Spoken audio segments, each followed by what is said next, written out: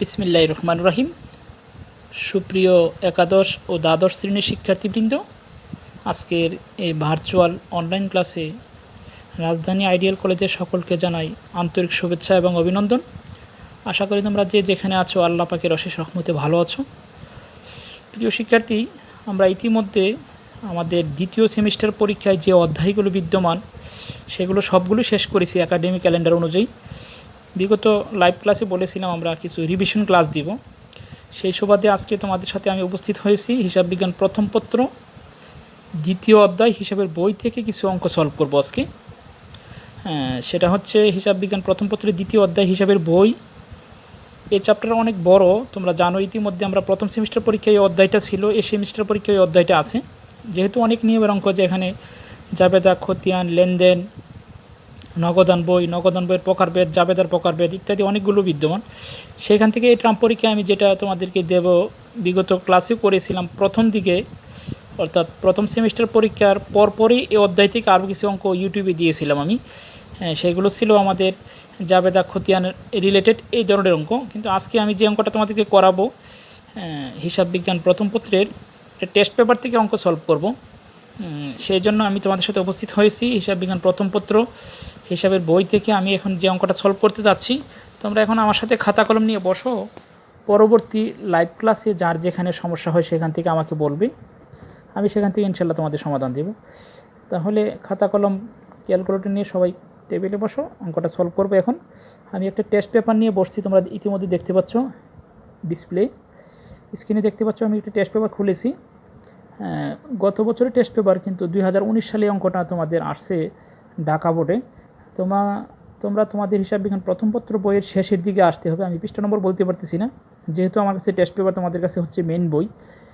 সেই জন্য তোমরা হিসাব বিজ্ঞান প্রথম পত্র বইটার শেষের দিকে আসো, বের করে 2019 সালে ঢাকা বোর্ডে 8 নং প্রশ্ন দেখো। আমি বের করতে যাচ্ছি, যে বের করে রেখেছি আমি, তোমরা দেখতে পাচ্ছ স্ক্রিনের মধ্যে ঢাকা বোর্ড 2019। এটা হচ্ছে 8 নং প্রশ্ন। 8 নং প্রশ্নে আমি আসতেছি, দেখো 8 নং না 6 নং প্রশ্ন আমি দেখতে পাচ্ছি। এটা হবে 6 নং প্রশ্ন। 6 নং প্রশ্নটা তোমরা একটু দেখো, এই যে আমি দেখাইতেছি।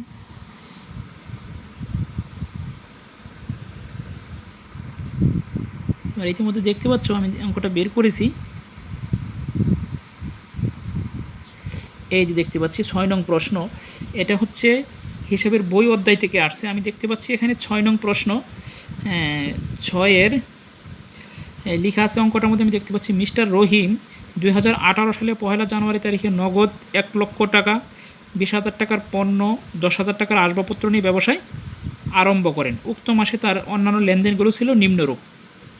তাহলে আমি দেখতে পাচ্ছি এখানে রহিম একজন ব্যবসায়ী 1 লক্ষ টাকা নগদ, 40,000 টাকার পণ্য এবং 20,000 টাকার পণ্য, 10,000 টাকার আসবাবপত্র নিয়ে ব্যবসা আরম্ভ করেন।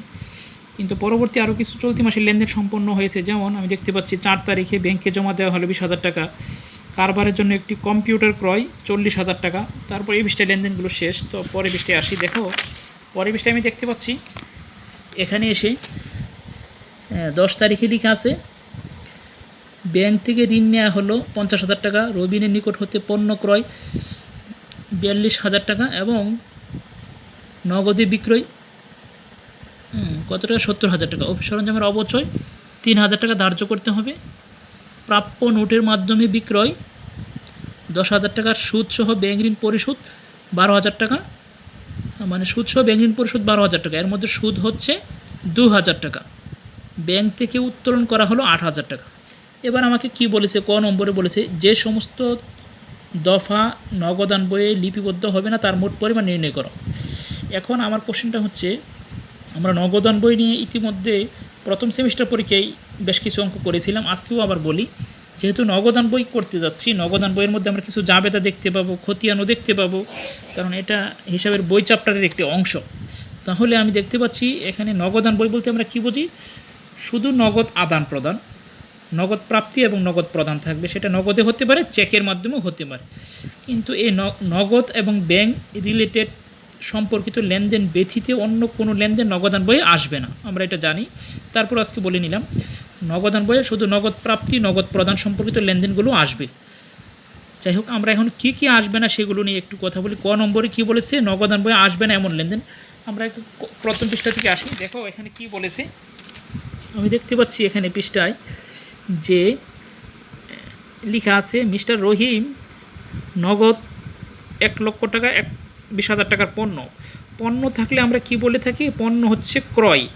তাহলে ক্রয় হিসাব ডেবিট, নগদান হিসাব ডেবিট, আসবাবপত্র যেহেতু নিয়েছে আসবাবপত্র ডেবিট, মূলধন হিসাব ক্রেডিট। তাহলে আমি বলেছিলাম যে নগদান বইয়ে শুধু নগদ প্রাপ্তি প্রদান আসবে, তাহলে এখানে শুধু 1,00,000 টাকা নগদান বইয়ে আসবে, আর বাকি 20,000 টাকার পণ্য এবং 10,000 টাকার আসবাবপত্র ব্যবসায়ী আরম্ভ করার ফলে নগদ টাকার কোনো আদান প্রদান হয়নি। সেই জন্য কী হবে, 20,000 টাকার পণ্য এবং 10,000 টাকার আসবাবপত্র ব্যবসায়ী নিয়ে আরম্ভ করেছে, যেহেতু এটা নগদান বইয়ে আসবে না। এই হচ্ছে একটা লেনদেন। তারপর ব্যাংকে জমা দেওয়া হলো, এটাও নগদান বইয়ে আসবে। কারবারের জন্য একটি কী ক্রয় করা হলো, কম্পিউটার ক্রয় করা হলো। তাহলে কম্পিউটার ক্রয় করা হলে কম্পিউটার একটি সরঞ্জাম, অফিস সরঞ্জাম, সেটা ক্রয় করা হলে নগদ টাকা চলে গেছে, সেটাও নগদান বইয়ে আসবে। তারপর আসবে না কোনটা, আমি দেখতে পাচ্ছি এখানে ব্যাংক থেকে ঋণ নেওয়া হলে নগদান বইয়ের নগদ প্রাপ্তি, রবিনের নিকট হতে পণ্য ক্রয়, সেটা নগদান বইয়ে আসবে না, বাকিতে ক্রয়, নগদে বিক্রয় আসবে। অফিস সরঞ্জামের উপর অবচয় ধার্য করা হলে এখানে কোনো নগদ টাকার আদান প্রদান হয়নি, তাহলে অফিস সরঞ্জামের অবচয় আসবে না। প্রাপ্য নোটের মাধ্যমে বিক্রয়, অর্থাৎ নোটের মাধ্যমে বিক্রয়, যে কোনো নোটের মাধ্যমে ক্রয় বিক্রি করলে সেখানে নগদান বইয়ের আসবে না, কেননা নোটের মাধ্যমে বিক্রয়ের ফলে বা ক্রয়ের ফলে নগদ টাকার কোনো আদান প্রদান হয়নি। তারপর সুদসহ ঋণ পরিশোধ, সেটা নগদ প্রদান হয়েছে, ব্যাংক থেকে উত্তোলন করা হলে নগদ টাকা বৃদ্ধি পেয়েছে, সুতরাং ওই লেনদেনটা আসবে। তাহলে আমরা দেখতে পাচ্ছি এখানে এই পৃষ্ঠা থেকে আসবে না 12 তারিখ এবং 20 তারিখ 22 তারিখ, এই দুইটা লেনদেন, তিনটা লেনদেন আসবে না। আর এই পৃষ্ঠা থেকে আসবে না কোনটা, 1 তারিখের লেনদেনের কোনটা আসবে না, 20,000 টাকার পণ্য এবং 10,000 টাকার আসবাবপত্র। দেখো আমরা এটা কীভাবে লিখবো, দেখো আমি অঙ্কটা সলভ করেছি, তোমাদেরকে দেখাতে চাচ্ছি। এই যে দেখো লেখা আছে, আমি এখানে কি লিখেছি তোমরা দেখতে পাচ্ছ ইতিমধ্যে। এটা হবে 6 নং প্রশ্ন, 6 নং প্রশ্ন হবে, আমি দেখতে পাচ্ছি এটা আমি 8 নং লিখেছি ভুলক্রমে, এটা হবে কত নং, এটা 6 নং হবে, কেমন। তাহলে 6 নং প্রশ্ন, এটা হবে নগদান বই লিপিবদ্ধ হবে না তার পরিমাণ। আমি দেখতে পাচ্ছি 1 তারিখের লেনদেনটা ছিল পণ্য ও আসবাবপত্র নিয়ে ব্যবসা আরম্ভ করেন 30,000 টাকা, পণ্য ছিল 20,000, আসবাবপত্র ছিল 10,000, দুইটা যোগ করে একসাথে লিখিয়ে দিয়েছি। তারপরে 12 তারিখে ছিল কত, রবিনের নিকট হতে পণ্য ক্রয় 42,000 টাকা, সেটা আসবে না। বাকিতে ক্রয় অফিস সরঞ্জামের অবচয় 3,000 টাকা, সেটাও আসবে না। প্রাপ্য নোটের মাধ্যমে বিক্রয়, সেটাও আসবে না। আমরা এইভাবে তারিখ বিবরণ টাকা লিখে ক নম্বরটা করে দিব। এখন ক নম্বরটার মোট ফলাফল আসছে কত, 85,000 টাকা। আমরা মোট টাকাটা একটু লিখে দেব।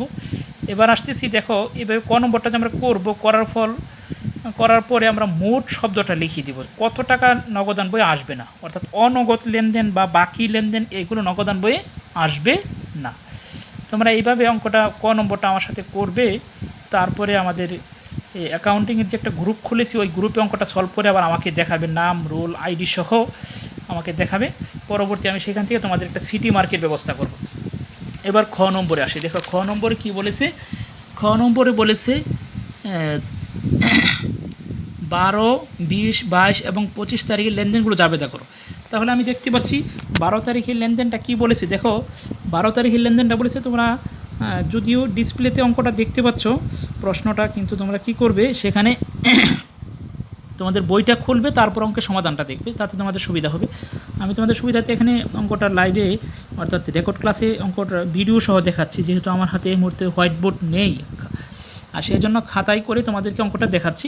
এখন দেখতে পাচ্ছি 12 তারিখের লেনদেনটা কি করতে বলছে, জাবেদা করতে বলছে। 12, 20, 22 এবং 12, 20, 22 আর এটা কী বলেছে, 25 তারিখের লেনদেনটা জাবেদা করে।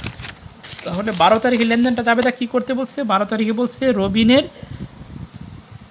নিকট হতে পণ্য ক্রয়। তাহলে রবিনের নিকট হতে পণ্য ক্রয় করার ফলে কি দেখতে পাচ্ছি আমরা, জাবেদার মধ্যে দেখতে পাচ্ছি জাবেদা নমুনা ছক করব, তারিখ বিবরণ খতিয়ান পৃষ্ঠা, ডেবিট টাকা ক্রেডিট টাকা, ওপরে শিরোনাম লিখব। তারপরে রবিনের নিকট থেকে যেহেতু ক্রয় করা হয়েছে, বাকিতে ক্রয়, যার ফলে জাবেদা হবে ক্রয় হিসাব ডেবিট, প্রদেয় হিসাব রবিন ক্রেডিট। আমরা কারণটা লিখব ধারে ক্রয় করা হলো। তারপর 20 তারিখে বলছে অফিস সরঞ্জামের অবচয় ধার্য করা হলো 3,000 টাকা। অফিস সরঞ্জামের অবচয় ধার্য করার ফলে সম্পত্তির মূল্য কমে যায়, আর সেই জন্য লিখব অবচয় হিসাব ডেবিট, পুঞ্জীবিত অবচয় ক্রেডিট। অভিসরঞ্জামের অবচয় ধার্য করা হলো 3000 টাকা। তারপরে বলছিল 22 তারিখে বলছে প্রাপ্য অর্থাৎ নোটের মাধ্যমে বিক্রয়। নোটের মাধ্যমে বিক্রয়ের ফলে কি হবে? প্রাপ্য নোট ডেবিট, বিক্রয় হিসাব ক্রেডিট। প্রাপ্য নোটের মাধ্যমে বিক্রয় 10,000 টাকা, তাহলে লিখব প্রাপ্য নোট হিসাব ডেবিট, বিক্রয় হিসাব ক্রেডিট। এটা একটা অনগদ লেনদেন, সেজন্য এটা নগদান বই আসবে না। 25 তারিখে বলছে ব্যাংক ঋণ পরিশোধ 12,000 টাকা, যেখানে সুদ প্রদান 2,000 টাকা, অর্থাৎ সুদসহ ব্যাংক ঋণ পরিশোধ করা হয়েছে। সেখানে জাবেদাটা হবে ব্যাংক ঋণ, যেহেতু 12,000 টাকার মধ্যে 2,000 টাকা সুদ, সেই জন্য ব্যাংক সুদ হিসাবে লিখব 2,000 টাকা, ব্যাংক ঋণ হিসাব লিখব 10,000 টাকা। আর এটা পরিশোধ করেছি কিসের মাধ্যমে? চেকে করি নাই, এখানে স্পষ্ট যেহেতু চেক উল্লেখ নেই, আমরা কি করব? সেটা নগদ মনে করব। আর এই জন্য নগদান হিসাব ক্রেডিট। দেখো আমি লাল কালি দিয়ে দেখো এখানে নগদান হিসাব ক্রেডিট লিখেছি, একটু জায়গা স্বল্পতায় আমি লিখছি এখানে ব্যাংক ঋণ ডেবিট, ব্যাংক সুদ হিসাব ডেবিট, নগদান হিসাব ক্রেডিট, সুদসহ ব্যাংক ঋণ পরিশোধ করা হলো। এই হচ্ছে আমাদের এই খ নম্বরের জাবেদা। এই জাবেদাগুলো আমরা করব খাতায় এবং কারণ সহ করব। কারণ যদি আমরা খাতায় না লিখি সেক্ষেত্রে কিন্তু 1 নম্বর কমে যাবে। আশা করি বুঝতে পেরেছো। জাবেদাগুলো যাদের সমস্যা হয় পরবর্তী লাইভ ক্লাসে আবার আমাকে প্রশ্ন করবে, ইনশাল্লাহ সেখান থেকে আবার আমি তোমাদেরকে সমাধান দেব। এবার আসছি গ নম্বরে। অঙ্কের গ নম্বরে বলেছে একটি দুগড়া নগদান বই প্রস্তুত করো। এই অঙ্কটা কিন্তু আমাদের একাদশ দ্বাদশ শ্রেণী উভয়ের জন্য আমি দিচ্ছি, উভয় ক্লাসটা করে দেখাবে আমাকে। দুগড়া নগদান বই, আমরা জানি দুগড়া নগদান বইয়ের মধ্যে দুটি টাকার কলাম থাকে, নগদ টাকা, ব্যাংক টাকা। ডেবিট পাশেও থাকবে নগদ টাকা, ব্যাংক টাকা, ক্রেডিট টাকাও থাকবে নগদ টাকা, ব্যাংক টাকা। এখন কোন লেনদেনগুলো নগদান বই আসবে না, কোনগুলো আসবে, সেটা হচ্ছে মূল বিষয়। আমরা প্রথম ক নম্বরে এটা করে আসছি। এখন তারপরে আমরা একে একে ধাপে ধাপে সবগুলো লেনদেন সহ আবার সংক্ষেপে কথা বলে যাব। আমি দেখতে পাচ্ছি প্রথমেই লেখা আছে এখানে অঙ্কটার মধ্যে কি লেখা আছে, জনাব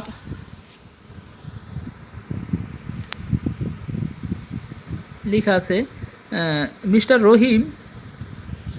তোমরা খাতাটা বইটা একটু বের করে নিবে প্রয়োজনে। লেখা আছে মিস্টার রহিম 1 জানুয়ারি নগদ 1 লক্ষ টাকা, 20,000 টাকার পণ্য এবং 10,000 টাকা আসবাবপত্র নিয়ে ব্যবসা আরম্ভ করেন। সেই ক্ষেত্রে পণ্য এবং আসবাবপত্র নগদান বইয়ে আসবে না। তাহলে নগদ টাকা নিয়ে যেহেতু ব্যবসা আরম্ভ করেন, এর ফলে কী হয়েছে? নগদান হিসাব ডেবিট, মূলধন হিসাব ক্রেডিট। এই লেনদেনটা আমরা কোথায় লিখবো? নগদান বই ডেবিট পাশে মূলধন শিরোনামে লিখবো। দেখো আমি এটা করেছি, দেখো পাশে আমি রেকর্ডটা দেখাচ্ছি তোমাদেরকে খাতায়। এখানে লেখা আছে মিস্টার রহিমের দুগড়া নগদান বই। তোমরা খাতা এভাবে করবে। মিস্টার রহিমের দুগড়া নগদান বই হলে প্রথমে আমরা লিখব জানুয়ারি 1 তারিখ দিয়ে, যেহেতু নগদ টাকা এবং নিয়ে ব্যবসা আরম্ভ করেন, আর পণ্য আসবাবপত্র এখানে আসবে না যেহেতু ওই যেটা অনগদ, সেই জন্য আমরা লিখব নগদান হিসাব ডেবিট, মূলধন হিসাব ক্রেডিট। তাহলে বিবরণী কলামে লিখব নগদান হিসাব, নগদ কলামে মূলধন হিসাব লিখে নগদ কলামে লিখব 1 লক্ষ টাকা।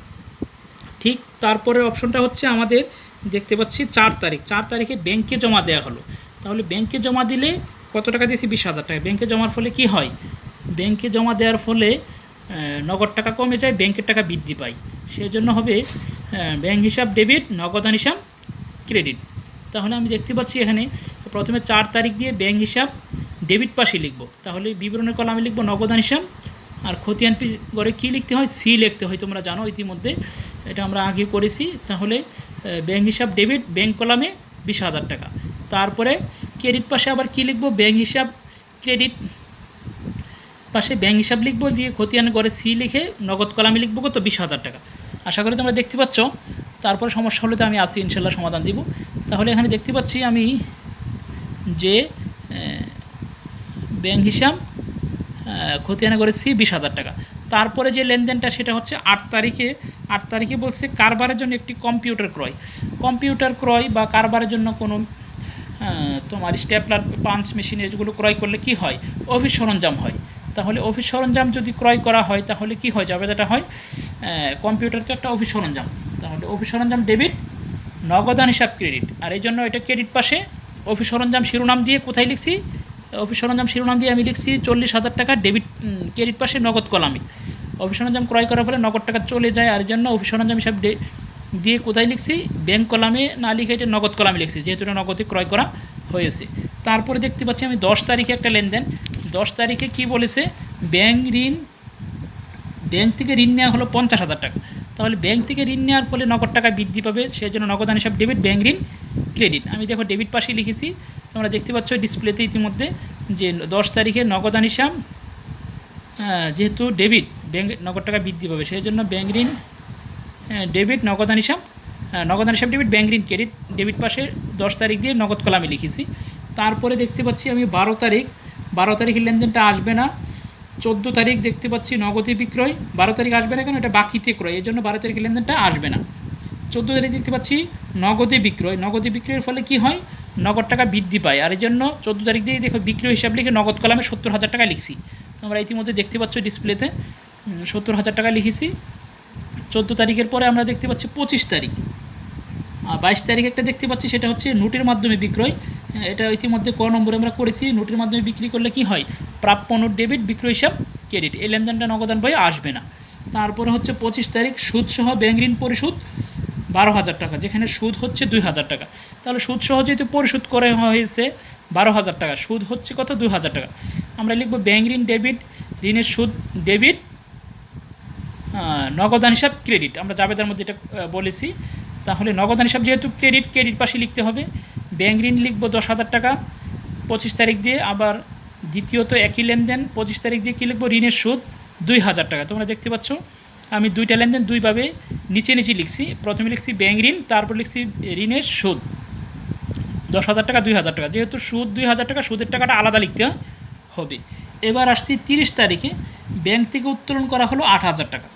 ব্যাঙ্ক থেকে যদি উত্তোলন করা হয় জাবেদাটা কী হয়, যে ব্যাঙ্ক থেকে উত্তোলন করলে সরাসরি উত্তোলন বা কোনো কিছু উল্লেখ না থাকলে এটা আমরা মনে করব ব্যবসায়ের প্রয়োজনে বা অফিসের প্রয়োজনে উত্তোলন করা হয়েছে।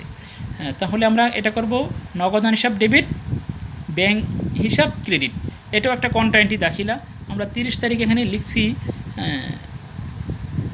নগদান হিসাব ডেবিট, ব্যাঙ্ক হিসাব ক্রেডিট। দেখো 30 তারিখে ডেবিট পাশে ব্যাঙ্ক হিসাব লিখে খতিয়ানে করে সি লিখেছি, ডেবিট পাশে টাকা লিখছি, অর্থাৎ নগদান বইয়ের ডেবিট পাশে নগদ কলামে টাকা লিখছি, যেহেতু ব্যাঙ্ক নগদান হিসাব ডেবিট। ক্রেডিট পাশে কীভাবে, যেহেতু ব্যাঙ্ক হিসাব ক্রেডিট, বিবরণে কলামে লিখছি নগদান হিসাব, ব্যাঙ্ক কলামে লিখছি 8,000 টাকা। এরপর দেখতে পাচ্ছি আর কোনো আমাদের লেনদেন নেই। এখন আমরা ব্যালেন্স বিডিসিডি কীভাবে বের করবে সেটা হচ্ছে মূল বিষয়। ব্যালেন্স বিডিসিডি বের করার আগে আমাদের যে বিষয়টা একান্ত জানা প্রয়োজন সেটা হচ্ছে নগদান বইয়ে কখনও নগদ প্রাপ্তির চেয়ে নগদ প্রদান বেশি হতে পারে না। এটা হচ্ছে নগদান বইয়ের নগদ কলামটা, নগদ কলামে নগদ প্রাপ্তির চেয়ে নগদ পরিশোধ কখনো বেশি হবে না, এটা আমরা প্রত্যেকে প্রথমে মেমোরিতে রাখি। তারপরে কি হয়, এখানে নগদান বই নগদ কলামটা আমরা কি করব, লিখব নগদ কলামে কত টাকা আছে, 1 লক্ষ টাকা, ডেবিট পাশের অ্যামাউন্টটা 1 লক্ষ টাকা, 50,000 টাকা, 70,000 টাকা, 8,000 টাকা। এই হচ্ছে আমাদের ডেবিট পাশে কি নগদ কলামে যোগফল আসছে 2,28,000 টাকা। এই জন্য আমি বলেছি নগদ প্রাপ্তি চেয়ে নগদ প্রদান কখনো বেশি হয় না। তো ডেবিট পাশে 2,28,000 টাকা লিখব, ক্রেডিট পাশে 2,28,000 টাকা লিখব। এবার ক্রেডিট পাশে যে আমাদের অ্যামাউন্টগুলো আছে 20,000 টাকা, 40,000 টাকা, 10,000 টাকা এবং 2,000 টাকা, এই অ্যামাউন্টগুলো কী করব, 2,28,000 টাকা অর্থাৎ ডেবিট পাশে অ্যামাউন্ট থেকে মাইনাস করে দিব। মাইনাস করে আমরা কি করব, এখানে 1 লক্ষ কত আসছে আমি দেখতে পাচ্ছি, 1,56,000 টাকা। আমি ক্যালকুলেটর করে ইতিমধ্যে অঙ্কটা করেছি তোমাদেরকে দেখানোর জন্য। 1,56,000 টাকা হচ্ছে সিডি। ঠিক তদ্রূপ এখন আসবো ব্যাঙ্ক কলামে। এখন ব্যাঙ্ক কলামে ডেবিট পাশটা বড় হতে পারে, ক্রেডিট পাশটাও বড় হতে পারে, কারণ ব্যাঙ্ক থেকে ঋণ নেওয়া হয়, ব্যাঙ্ক থেকে অতিরিক্ত টাকা উত্তোলন করা হয়, সেই জন্য ডেবিট ক্রেডিট যে কোনো পাশ বড় হতে পারে। আমাকে দেখতে হবে কোন পাশটা বড়। আমি দেখতে পাচ্ছি অঙ্কটার ডেবিট পাশটাই বড়, তো ডেবিট পাশে 20,000 টাকা আর ক্রেডিট পাশে হচ্ছে অনলি 8,000 টাকা। তাহলে ডেবিট পাশে অ্যামাউন্টটা লিখছি, লিখে 8,000 টাকা মাইনাস করলে হয় 12,000 টাকা। এই 12,000 টাকা হচ্ছে ব্যাঙ্ক কলামের সিডি।